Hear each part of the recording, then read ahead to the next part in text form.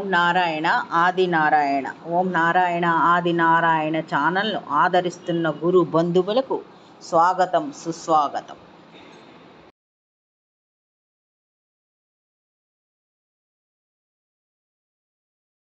ఓం నారాయణ ఆది నారాయణ. ఓం శ్రీ భగవాన్ వెంకయ్య స్వామినే నమః. ఆశ్రిత జనరక్షకుడు, దీనజన బాంధవుడు శ్రీ భగవాన్ వెంకయ్య స్వామి వారి పాద పద్మములకు నా ప్రణామములు. సమస్త సగుణ రూప నిర్గుణ రూప గురుదేవుల పాద పద్మములకు నా నమస్సుమాంజలి. ఈనాటి దివ్యానుభవం శీర్షికలో మొగళ్ళూరు గ్రామ రైతులను శ్రీ భగవాన్ వెంకయ్య స్వామి వారు అనుగ్రహించిన తీరు, ఆ గ్రామము పంటలను పశువులను రక్షించిన తీరు, ఆ గ్రామ రైతుల్ని అనుగ్రహించిన తీరు ఈనాటి దివ్యానుభవం శీర్షికలో స్మరించుకుందాం. శ్రీ భగవాన్ వెంకయ్య స్వామి వారు గొలగమూడిలో ఉన్నప్పుడు మొగళ్ళూరు గ్రామం నుండి పలుకూరు యానాదిరెడ్డి, తిరుపాలరెడ్డి, అబ్బిరెడ్డి మొదలగు వారు కలిసి ముగ్గురు కలిసి వచ్చారు. వాళ్ళ పశువులకి గాలికుంటు వ్యాధులు వచ్చి పశువులు చనిపోతున్నాయని స్వామివారికి చెప్పుకొని వారు బాధపడ్డారు. స్వామివారు అంతా విని ఇలా అన్నారు, ఏమీ కాదులేయ, నీ పశువులకి దారాలు కట్టండి అని దారాలు ఇచ్చారు. సరే అని ముగ్గురు తలా ₹1 స్వామివారికి దక్షిణగా పెట్టారు. అప్పుడు స్వామి అన్నారు, ఇలా అన్నారు, అబ్బో వద్దు అయ్యా, పై వాళ్ళు ఒప్పుకోరు, మీ డబ్బులు మీరు తీసుకొని దారాలకి పశువులకి కట్టండి, దారాలని తీసుకొని పశువులకి కట్టండి, జబ్బు నిలిచిపోతుంది అని వాళ్ళకి చెప్పారు స్వామివారు. వీళ్ళు ఎవరి డబ్బులు వాళ్ళు తీసుకొని దారాలు తీసుకొని శ్రీ భగవాన్ వెంకయ్య స్వామి వారి వద్ద సెలవు తీసుకున్నారు. ఇంటికి వచ్చి ఆ దారాలు పశువుల మెడల్లో కట్టారు. స్వామివారు చెప్పినట్లుగా ఆ జబ్బులు తగ్గిపోయాయి. ఆ పశువులకి ఒక్క పశువు కూడా మరణించలేదు.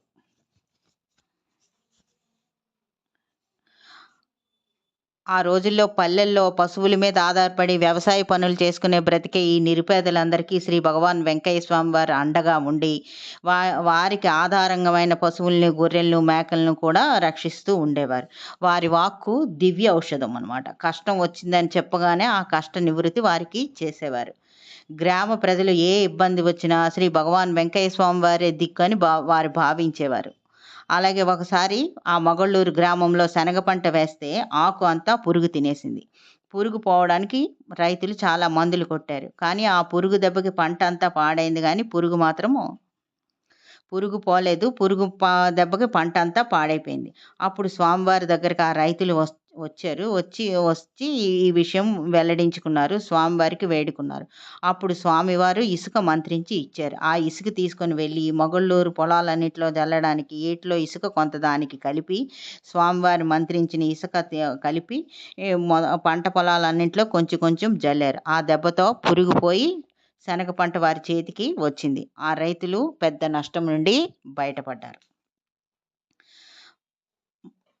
ఆ గ్రామం నుంచే ఒకసారి పలుకూరు పాపిరెడ్డి, ఓబుల్రెడ్డి, యాతా నరసారెడ్డి అని ముగ్గురు కలిసి మొగళ్ళూరులో వర్షాలు పడక జీవాలకి మేత లేక ఉన్నాయి, ఆ బాధను స్వామివారికి మొరపెట్టుకుందామని ఆ మేతకి జీవాలను కూడా వారితో పాటు తీసుకుంటూ మేపుకుంటూ బయలుదేరారు.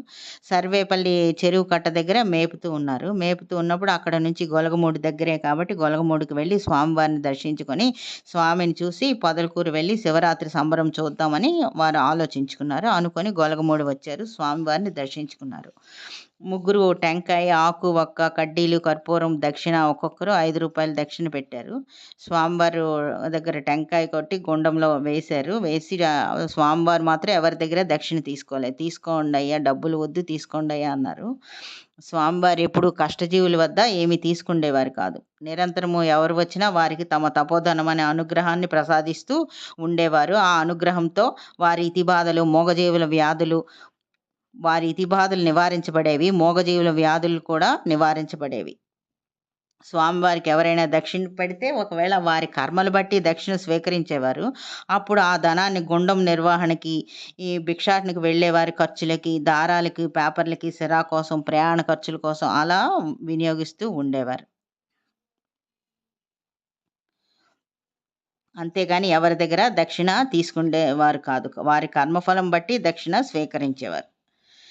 ఊరికే ఎవరి చేత పని చేయించుకోవడం కూడా ఉండేది కాదు. ఒక్కొక్క రోజు చేతిలో డబ్బులేమీ లేకపోయినా, "అయ్యా మనల్ని పెంచల నరసింహస్వామి పిలుస్తున్నారు పోవాలయ్యా, రంగనాయకుల దగ్గరికి పోవాలయ్యా" అంటూ బయలుదేరేవారు. డబ్బులు లేవు అంటే, "అయ్యో ఇచ్చే ఆయన వస్తున్నాడయ్యా" అని అనేవారు శ్రీ స్వామివారు. అలాగే ఎవరో ఒకరు వచ్చి ప్రయాణానికి సరిపడా ధనము ఇచ్చి వెళ్తూ ఉండేవారు. భక్తుల దగ్గర నుంచి ఏమీ ఆశించకుండానే వారి ఆర్తుల బాధలను అనుసరించి వారి తపోధనాన్ని మాత్రం భక్తులకు ఇస్తూ ఉండేవారు.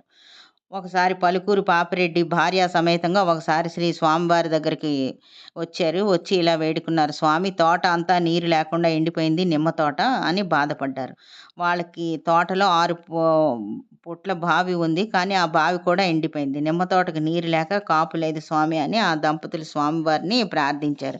అప్పుడు స్వామివారు నాదం వాయించి వారి వైపు చూసి ఒక పరిష్కారం చెప్పారు. ఇలా అన్నారనమాట, "అయ్యా మండలం రోజులు మీ దంపతులు పొద్దున్నే ఎవరు చూడకుండా తెల్లగడ్డ తీసుకొని ఒక్కొక్క రెబ్బ బావిలో వేస్తూ ప్రదక్షిణ చేయండి. బావిలోకి నీళ్లు వస్తాయి. నీ తోట బాగుపడుతుంది" అని అన్నారు స్వామి. వీళ్ళ ఇంటికి వచ్చి తెల్లవారితే ఎవరైనా చూస్తే ఇదేదో వింత వ్యవహారం అని అనుకుంటారు. నలుగురు అలా అనుకుంటారని సూర్యోదయం కాకముందే వీరు తోట దగ్గరికి వెళ్ళి స్వామి చెప్పినట్టు తెల్లగడ్డ పరిహారం చేశారు. అలా 30 రోజులు చేసేసరికి మంచి వర్షం పడింది. తోట అంతా పదునైంది. బావిలో జలం కూడా పెరిగింది. పైదాకా నీళ్లు వచ్చాయి. స్వామివారి అనుగ్రహంతో ఆ దంపతులు కష్టపడి సాగు చేసుకుంటున్న ఆ తోట వారికి చేతికి ఆ ఫలం చేతికి వారికి వచ్చింది. అలాగే ఒకసారి వారి పొలంలో ఉన్న జొన్న కంకులకి పురుగులు పట్టాయి. అప్పుడు స్వామివారి దగ్గరికెళ్ళి ఈ సమస్య చెప్పుకున్నారు. చెప్పుకుంటే స్వామివారు వేలిముద్రలు వేసిన చీటీలు వ్రాయించి ఇచ్చారు. వేలిముద్రలు వేసి చీటీలు వ్రాయించి ఇచ్చారు. అవి కంకులకి కట్టమన్నారనమాట. వాళ్ళు వచ్చి అలాగే చేశారు. జొన్న పంటకు పట్టిన పురుగు పోయింది. అడుగడుగునా వారికి స్వామివారు ఉండి వాళ్ళ భక్తుల కష్టాలను తీరుస్తూ ఉంటారనమాట.